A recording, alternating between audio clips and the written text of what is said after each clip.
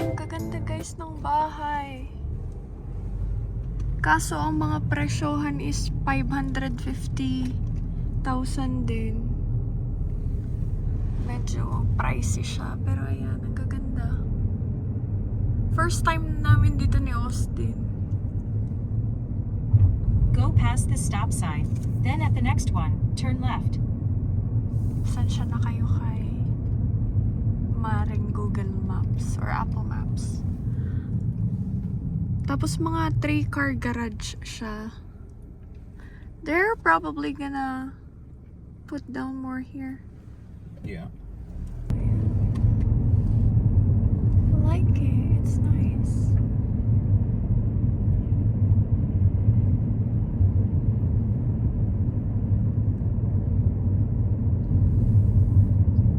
It's just like so expensive. I feel like it's not really worth it. Probably not, but these are the type of houses I want to buy. Yeah. This is kind of like the neighborhood that you grew up in too. Yeah.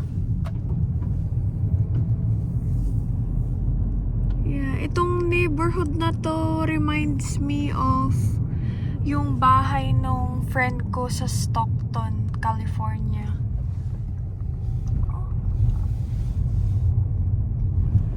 Sa ganito silang neighborhood nakatira.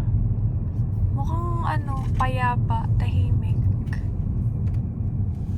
It looks really like a peaceful neighborhood too. And they have wider streets, yeah. But it's so expensive for Texas. Like these prices are kind of like similar to what we saw in Houston. That's like way bigger and way nicer than this, right? Oh, this is oil-filled money. Yeah. Last day. My husband's right there. Bye. Love you. Bye, baby. I love you too. So ito ang ating OOTD sa ating last day.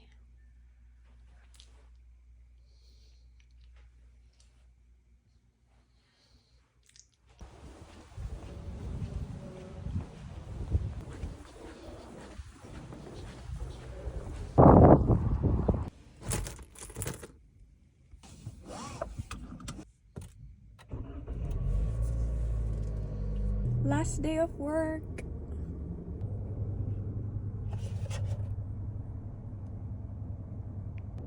Hi guys! So today is Saturday. So sadly, this is my last day sa work. Hindi magkatugma yung mga schedule at yung gusto ko sanang schedule dito is ayun, nakausap ko yung manager, hindi daw siya possible dahil nga gusto nila palagi kang available since ayun nga, magka-holiday na din at kailangan nila ng tao, which is understandable naman.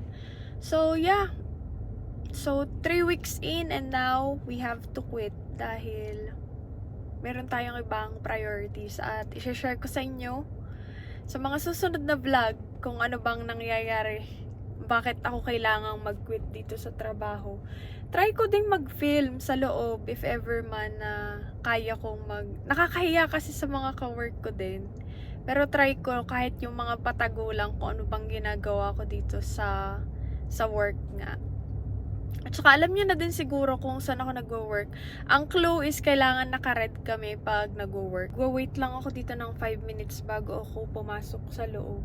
Tapos kailangan ko din palang ipaayos sa kanila yung akin. Kahapon kasi kasama ko yung nakita ko kagad dun sa may pintuan yung medyo ka-friend ko na taga Ukraine. So, nakapagkwentuhan ako, ayun, nakalimutan ko pala mag-punch in. So, kailangan ko ipaayos ngayon yun sa HR bago ako umalis. So, yeah, nakakasa dahil gustong-gusto ko talaga tong work na to. But, nasa parking lot ako at medyo traffic siya. chika ko din pala sa inyo guys, medyo kinabahan ako kanina dahil nag-turn right ako. Orange na yung yung ilaw, pero ginaw ko pa din siya. Tapos merong malaking sasakyan, nakala ko police yung nasa likod ko. Sabi ko, shit, mapupull over ata ako. Though alam ko naman na okay pang mag-turn right pag naka-orange. Pero ayun, medyo kinabahan ako. Tapos super lapit palagi niyang mag-drive sa akin. Sabi ko, shit, police nga ata talaga to. Dahil malaki yung sasakyan, katulad siya nung ginagamit ng police. Tapos parang meron siyang red at saka blue sa tagilidan niya. Tapos yun nga, na mag-aano na ako dito sa pinaka-workplace ko. Ayun, na din siya, magta-turn din dito sa pinaka-workplace ko yung sasakyan. Sabi ko, shit, pull over nga talaga ako. Pag nga naman minamalas dahil last day na nga, tapos mapupull over pa ako. Tapos yung pagkadating ko dito, di nag-park na ako, tapos tingnan ko, wala na. Yun pala, parang sa utility something lang pala siya. Kala ko police, kala ko matitikitan tayo dahil first time if ever man. Though alam ko naman na hindi ako nag-turn ng naka-red na. So, yeah, thankfully hindi. Kala ko talaga maano na tayo.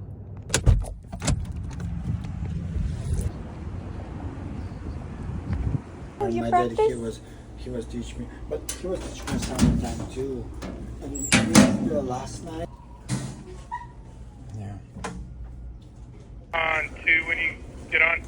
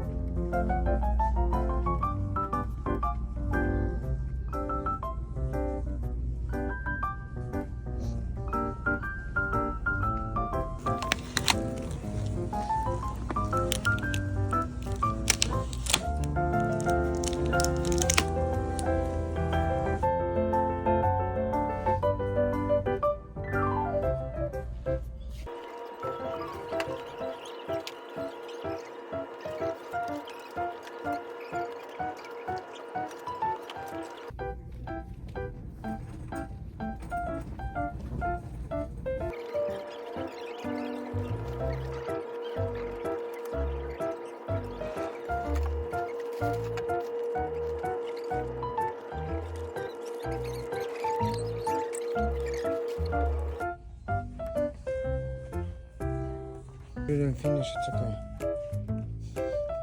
I'm recording.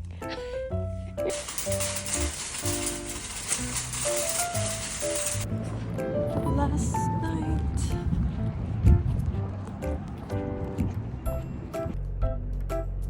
There we go.